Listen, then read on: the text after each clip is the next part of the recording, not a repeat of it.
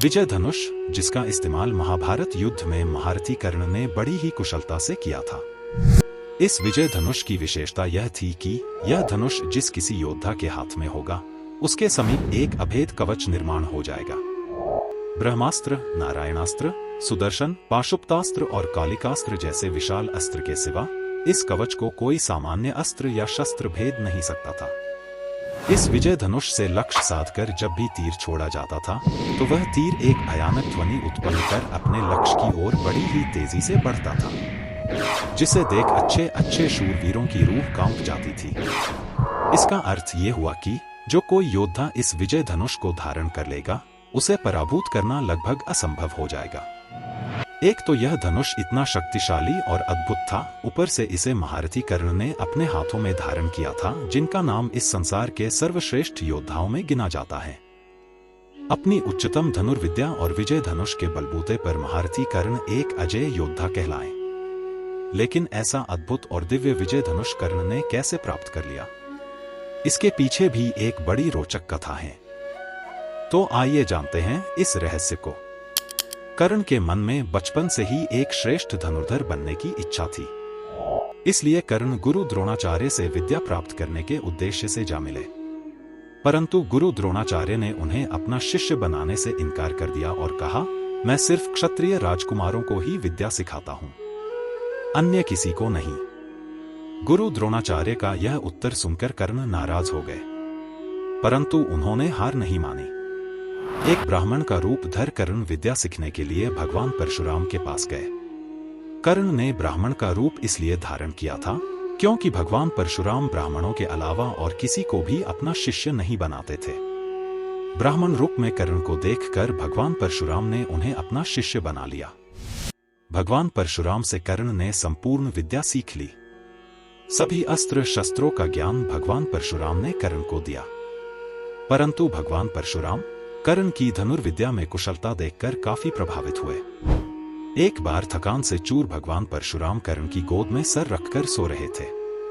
तभी अचानक से एक खून चूसने वाला कीड़ा कर्ण की जांघ में घुस गया और उनका खून चूसने लगा। उन्हें भयंकर पीड़ा हो रही थी। उनकी जांघ से रक्त की धारा बहने लगी। धीरे धीरे रक्त की धार भगवान परशुराम के शरीर तक जा पहुंची, जिस कारण भगवान परशुराम की नींद खुल गई। नींद से जागने पर भगवान परशुराम ने देखा कि कर्ण की जांघ से बहुत ज्यादा खून बह रहा है।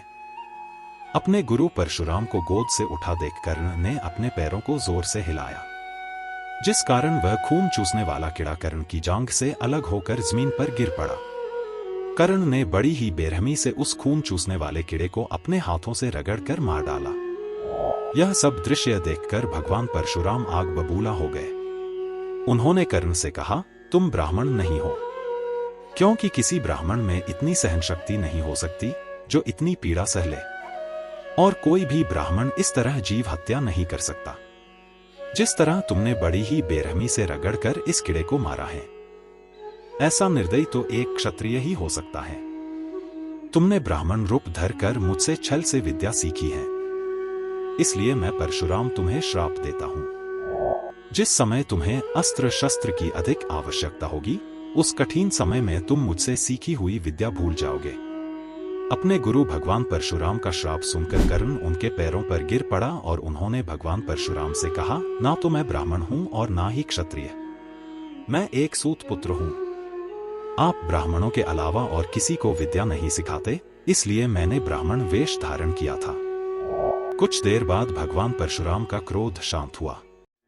क्रोध शांत होने पर भगवान परशुराम ने अपनी अंतर्दृष्टि से देखा, कर्ण जो भी कह रहा है वह सब सच है।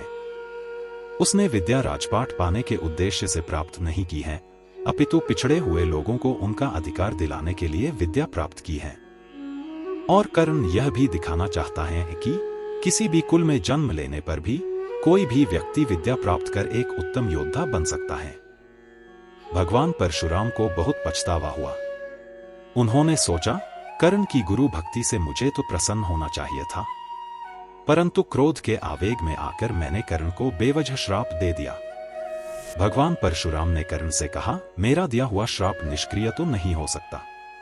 युद्ध भूमि में जब भी कभी तुम किसी कठिन समस्या में फंस जाओगे, उस समय तुम मेरी संपूर्ण सिखाई हुई विद्या भूल जाओगे। युद्ध भूमि में विद्या भूल जाने के कारण कोई भी योद्धा तुम्हारा वध कर सकता है। विद्या भूलने पर भी तुम्हारा कोई वध ना कर सके, इसलिए मैं तुम्हें एक दिव्य धनुष प्रदान करता हूं, जिसका नाम विजय धनुष है।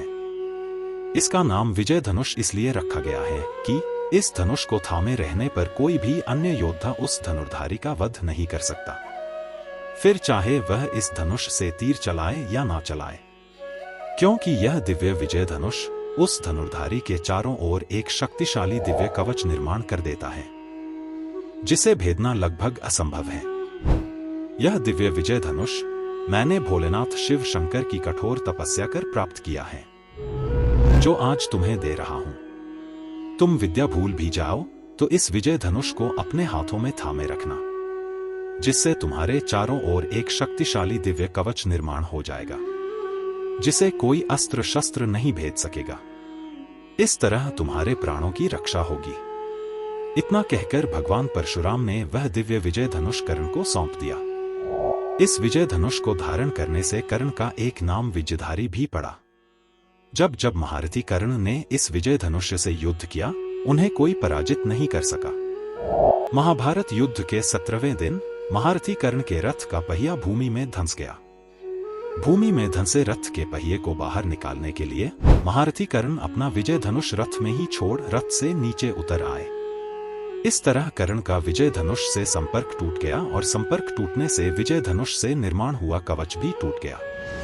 भगवान श्री कृष्ण की सलाह से महारथी अर्जुन ने निहत्थे कर्ण पर अंजलि अस्त्र का संधान किया। उसके प्रत्युत्तर में महारथी कर्ण ने ब्रह्मास्त्र का प्रयोग करना चाहा, परंतु अचानक से महारथी कर्ण ब्रह्मास्त्र के आवाहन की विधि भूल गए। भगवान परशुराम का श्राप कार्यान्वित हो गया था।